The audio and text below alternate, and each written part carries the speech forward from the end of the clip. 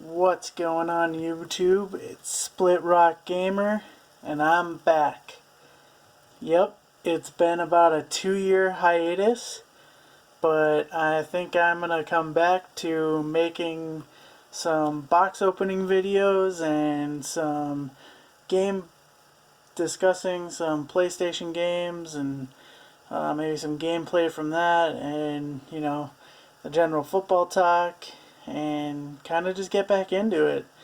I'm set up in my house now instead of that apartment that we were in, so you're seeing a small portion of my setup that I'll probably run you through in future videos.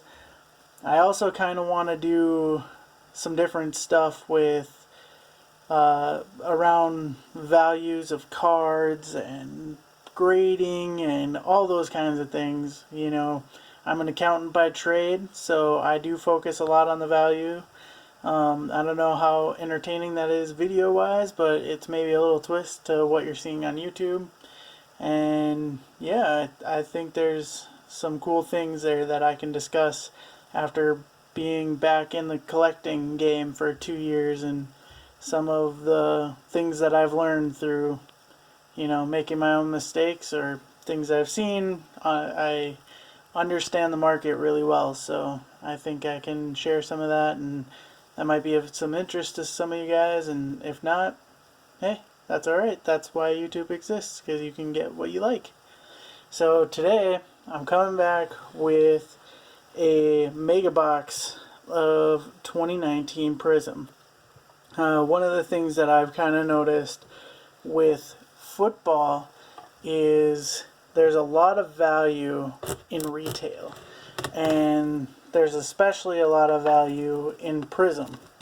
Prizm is the flagship for football. It's the rookie card that everybody's going to want to collect. It's the ones that grade out really well.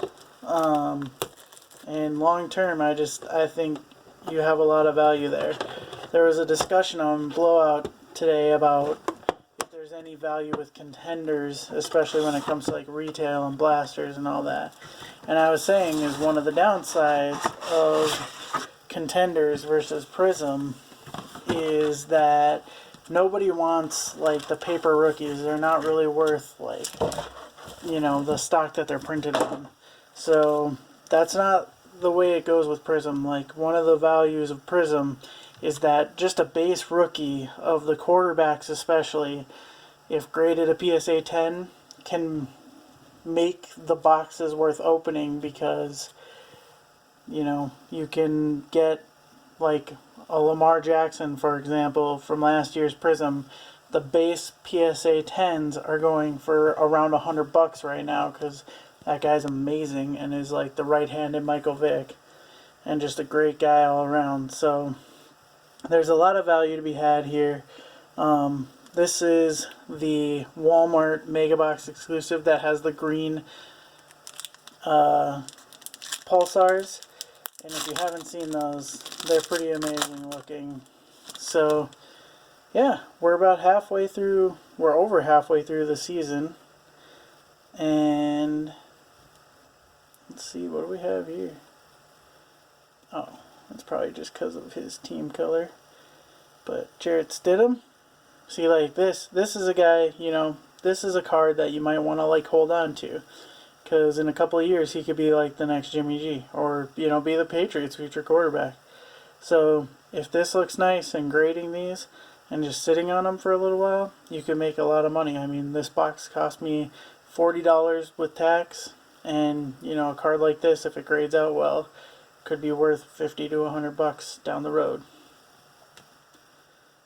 So we'll get through some of these packs, but yeah, we're halfway through the football season.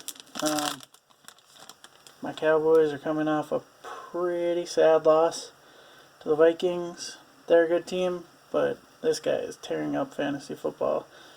I should have picked him in a PPR league that I'm in, but can't win them all. It's kind of cool that they have some of the legends in Prizm this year in just the base set. I kind of like that.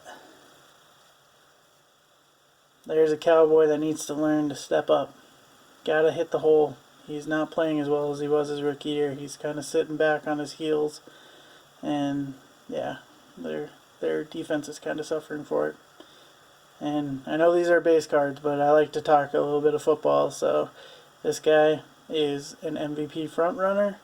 I think he's playing really well. He, even though his line isn't the best, he gets it done week in and week out. So here's our first green Pulsar. I don't like that they're upside down. Man, we got a Patriots hot box here. Gostowski. Nothing like a kicker card, right? Everybody loves to collect kicker cards. They're really highly collected. And then Damian Harris. I don't think he's been getting much playing time. But again, obviously you're looking for any of the first round quarterbacks. And any base rookies or parallels. Steve Young.